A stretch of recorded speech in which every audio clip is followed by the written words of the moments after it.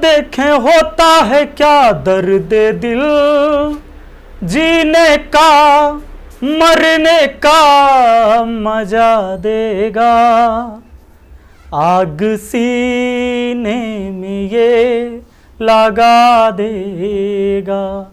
Hello दोस्तों, आप सभी का स्वागत है आपके अपनी YouTube चैनल मैथ मस्ती पर। दोस्तों मैं हूं विपिन यादव और चलिए परसेंटेज का ये दूसरा क्लास है, मैथ का एपिसोड नंबर 9 है ये। इससे पहले के 8 क्लास आपको प्लेलिस्ट में मिल जाएगा। तो हमारा कंटिन्यू क्लास चल रहा है और ये लगातार चलते रहेगा। तो दोस्तों इसमें बने रहिएगा। हाँ, अगर नए सब्सक्राइबर हैं तो चैनल को सब्सक्राइब कर लीजिए, बेल आइकन दबा के ऑल नोटिफिकेशन पर सेट कर दीजिए, ताकि क्या होगा ना कि जब भी हम वीडियो डालते हैं तो उसका नोटिफिकेशन डेली आपको मिलेगा और आसानी से आप गणित को सीख पाएंगे। अच्छा, तो बढ़ते हैं, आज सीधे बात करेंगे इस क्वेश्चन पर। और आज का जो क्वेश्चन का लेवल होगा वो थोड़ा सा लेवल बढ़ते जाएगा। तो इसमें क्या है जरा ध्यान दीजिएगा। सबसे पहला क्वेश्चन हम लोग के सामने, और पहला क्वेश्चन तो हम लोग के सामने है। और क्वेश्चन क्या कहता है ये देखिए। क्वेश्चन का कहना है, सबसे पहले क्वेश्चन का कहना है भैया कि 5 अनिवार्य विषय में एक परीक्षार्थी ने 60% औसत अंक प्राप्त किए थे। 2 वैकल्पिक विषय में उसने बराबर अंक प्राप्त किए और इन दोनों विषय के अंक जोड़ने पर उसका औसत 4% गिर जाता है। उसने प्रत्येक वैकल्पिक विषय में कितने प्रतिशत अंक प्राप्त किए? ठीक बात है। इस सवाल को बनाने के लिए ना, ये प्रतिशत जो बोल रहा है ना, केवल प्रतिशत को इग्नोर करिए, ठीक है। 5 अनिवार्य विषय में एक परीक्षार्थी ने 60% औसत अंक प्राप्त किया। तो मान लेते हैं कि 5 विषय में 60 औसत, प्रतिशत ना बोल के 60 नंबर प्राप्त किया। तो 5 विषय, दोस्तों ध्यान देना, 5 विषय का योग कितना हुआ बताओ? योग कितना हुआ?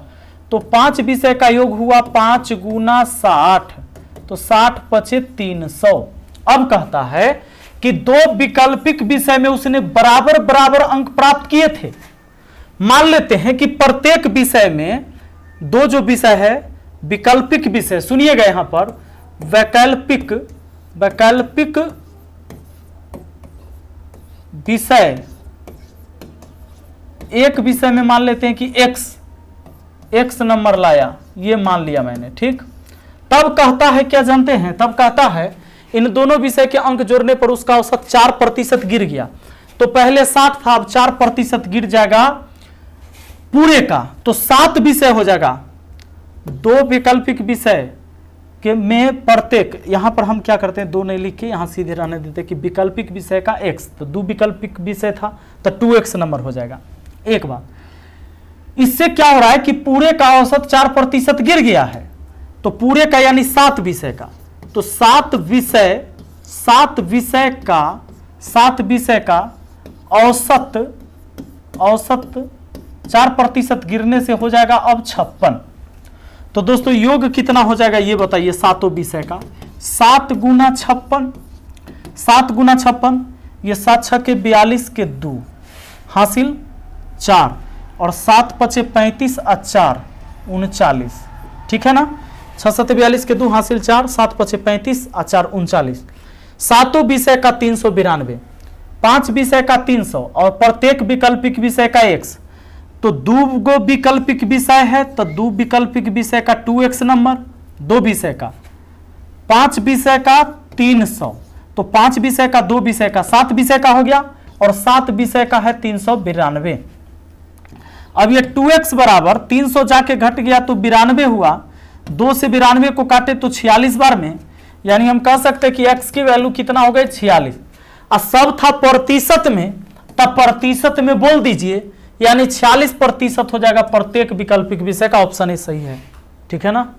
आइए जरा ध्यान दीजिएगा, अगले सवाल की तरफ आ जाइए।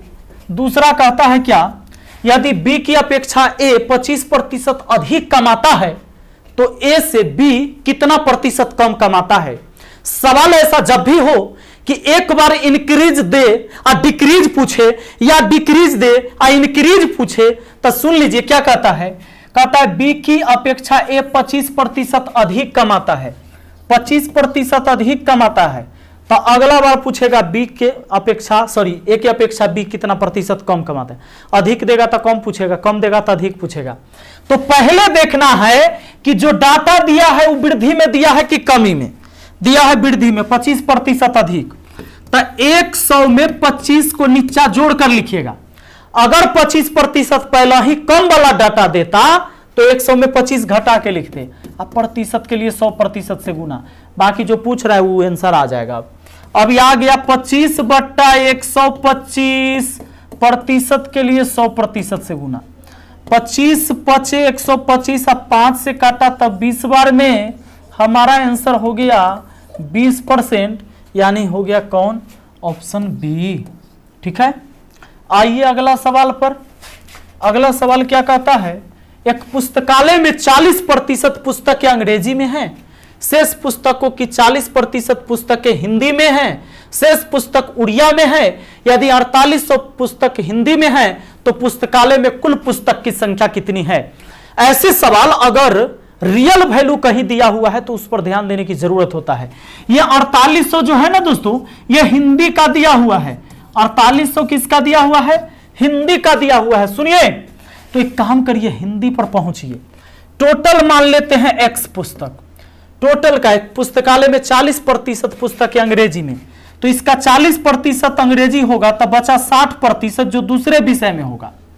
ठीक है, इतना दूसरा विषय हो गया हिंदी, सॉरी ये पुस्तकें अंग्रेजी वाला इसमें नहीं है, क्योंकि 40% अंग्रेजी, तो बचा 60% जो दूसरे भाषा में होगा। शेष पुस्तक का 40% हिंदी में, यानी जो शेष है इसका 40% क्या है? हिंदी में। और हिंदी वाला की संख्या तो भैया 4800 दिया हुआ है। सुनिए जरा, ये x गुने 60% का मान कितना हो जाता है जानते हैं? 3/5। और 40% का मान जानते हैं? 2/5। ये हुआ 4800। 3 दूना 6, 6 8 4800। तो x की वैल्यू कितना? 25, 25 8 200 ही वाला और 20 वाला 20,000 आपका आंसर है। कहां? तो ऑप्शन डी में। आपका आंसर तैयार है, ऑप्शन डी में लीजिए। अगला सवाल पर आ जाइए, चौथा। कहता क्या है? किसी ड्रम में 250 लीटर मिट्टी के तेल हैं, 5% तेल टपक कर बाहर गिर जाता है। ड्रम में अब कितना प्रतिशत तेल शेष बचा है? दोस्तों कहता है कि 250 लीटर मिट्टी का तेल है, 5% टपक कर बाहर गिर गया तो कितना प्रतिशत बचा? ए भैया 95% बचा। ये कोनो पूछने वाला बात है? ऑप्शन ए हो जाएगा आपका आंसर।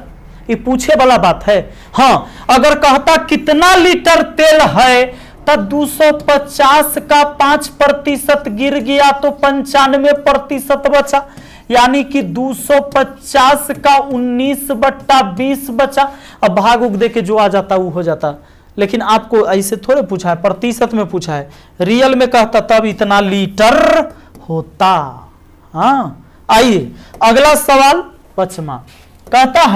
कहता है भैया, एक छात्र को परीक्षा में उत्तीर्ण होने के लिए 40% अंक लाने थे, उसने 133 अंक लाए तथा वह 67 अंक से अनुत्तीर्ण घोषित किया गया, तो कुल पूर्णांक कितने थे? अनुत्तीर्ण का मतलब होता है फेल हो जाना।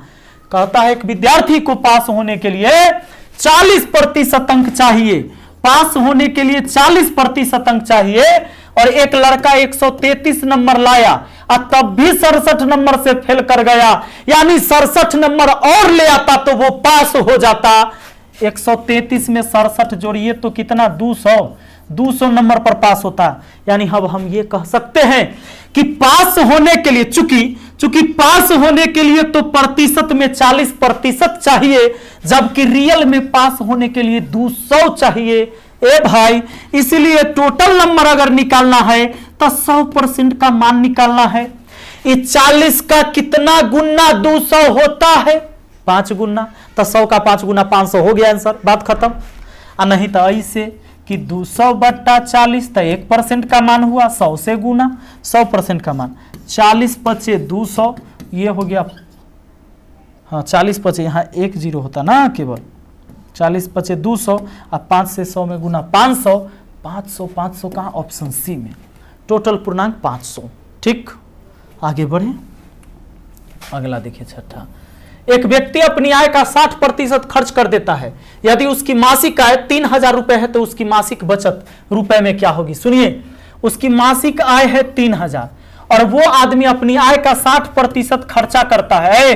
60% खर्च करता है तो 40% बचाता होगा, इतना का 40% वो बचाया, प्रतिशत से 2 जीरो कट गया, 4 3 12, 120 रुपया। यहां पर कितना हो गया, 4 3 12, 3000 है, 3000 है तो 1 जीरो और रहने दीजिए, 1 जीरो रहने दीजिए, यानी हो गया 1200। 1200 कहां, ऑप्शन डी है ना। यहां 3000 था, 300 नहीं, ये 3000 क्या करता है, 3000 कमाता है, 60% खर्चा करता है तो 40% बचाता है, 3000 का 40% हुआ 1200। आपका आंसर तैयार। अगला सवाल आ जाते हैं। अगला सवाल देखिए तो जरा, लिपिक की नौकरी के लिए एक प्रतियोगी परीक्षा में 1500 प्रत्याशी ने भाग लिया, उनमें से 15% ने क्या किया जानते हैं, परीक्षा पूरी नहीं कर सके।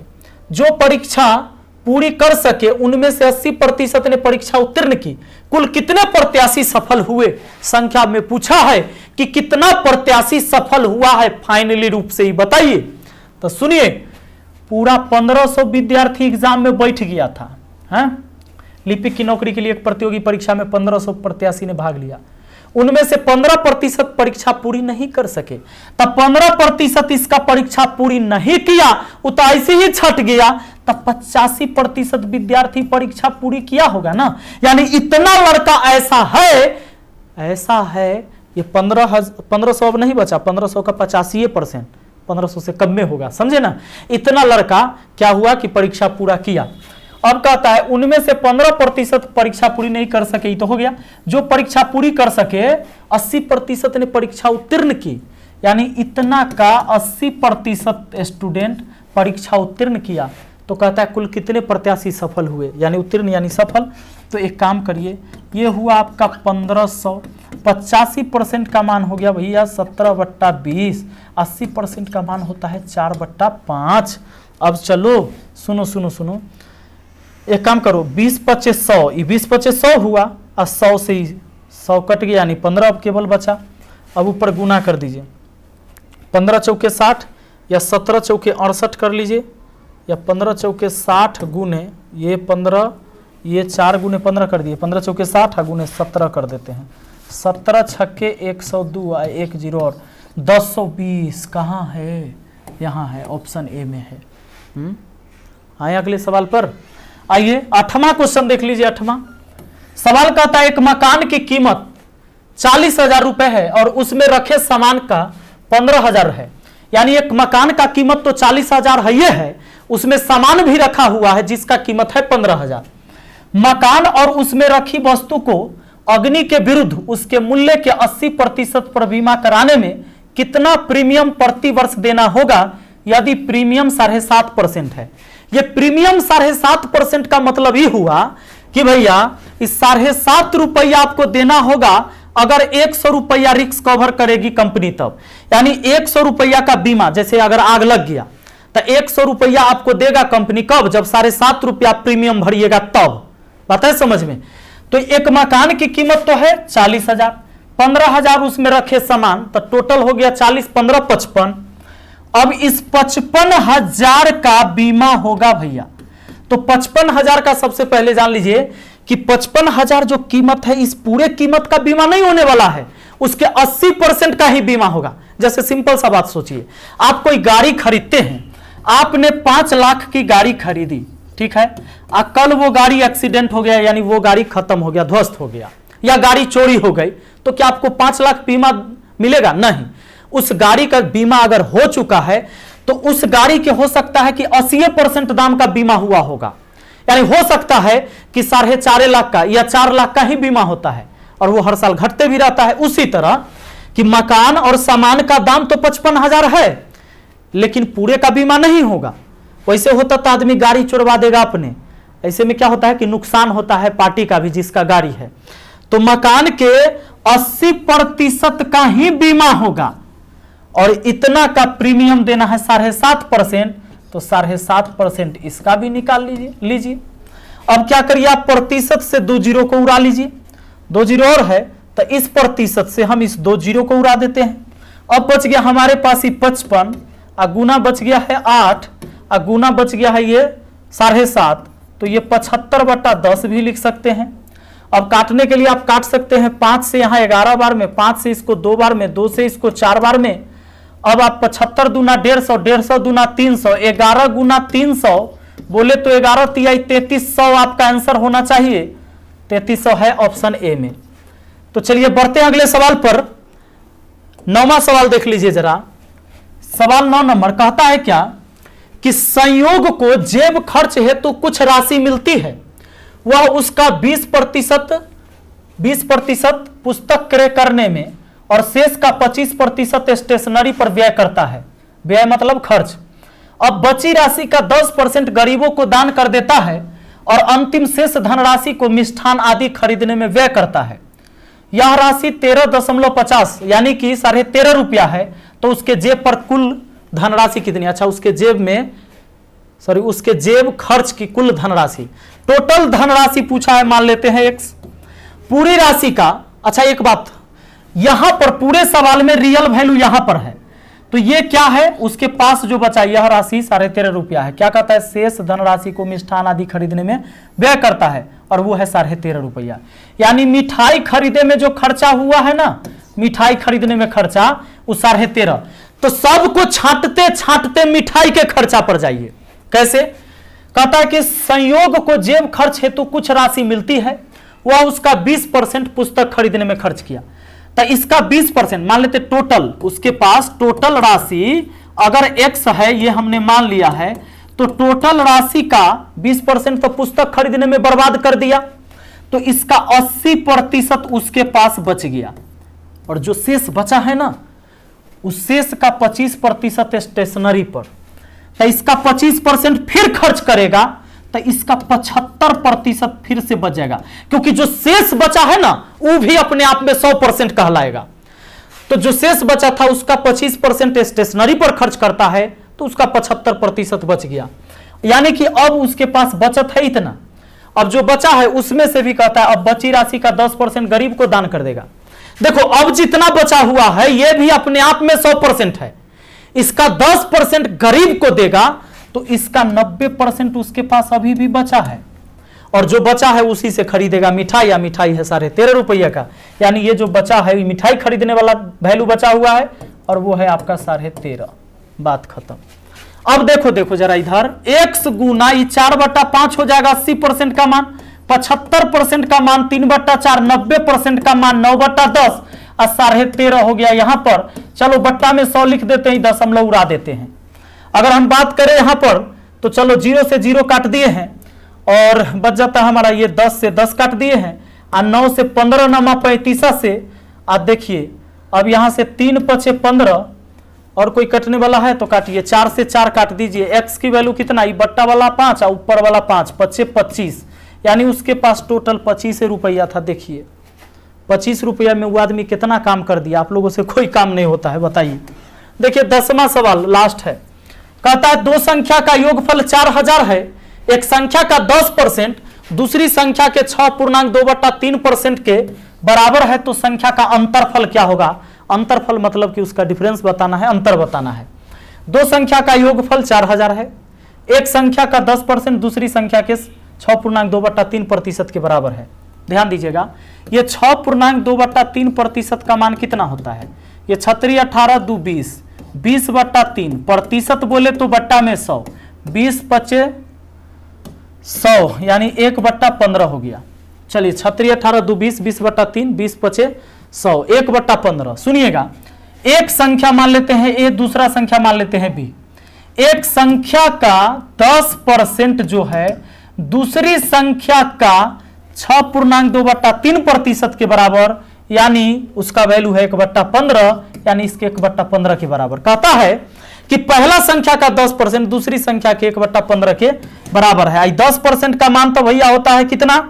1/10, तो इसको हम लिख देते हैं डायरेक्ट 1/10। अब 5 से काटिएगा 2 बार में, 5 से काटिएगा इसको 3 बार में। ए को और बी को इधर रख दीजिए और उधर तो 3 है नीचे में, इधर 2 नीचे में, उधर गया ऊपर में 2/3। यानी हम कह सकते हैं कि अब दोनों संख्या में, संख्या ए और संख्या बी पहला दूसरा माने हैं, इसका रेशियो 2:3 का हो गया। कहता है दोनों का योगफल तो 4000 है, तो संख्या का अंतरफल क्या होगा? अंतर पूछा है। सुनिए, आपका जो आंसर होगा वो 4000 का, सुनिए अंतर निकालना है ना, तो ये दोनों में अंतर कितना का, 1 का, कुल कितना में, तो 5 में। चलिए 5 से काट दीजिए, 5 8 40, 800 बार में खत्म, आपका आंसर 800 हो गया। 800 कहाँ है, तो ऑप्शन बी में है। तो मुझे उम्मीद है कि बहुत आसानी से आपको समझ में आया होगा। परसेंटेज का ये दूसरा क्लास है। अगर आप चाहते हैं कि इसी तरह के और क्लास को देखना तो प्लेलिस्ट बना हुआ है, और ये आरआरबी एनटीपीसी ग्रुप डी के लिए जो सीरीज चल रहा है इसका ये 9वां वीडियो था। बाकी के वीडियो प्लेलिस्ट में मिल जाएगा।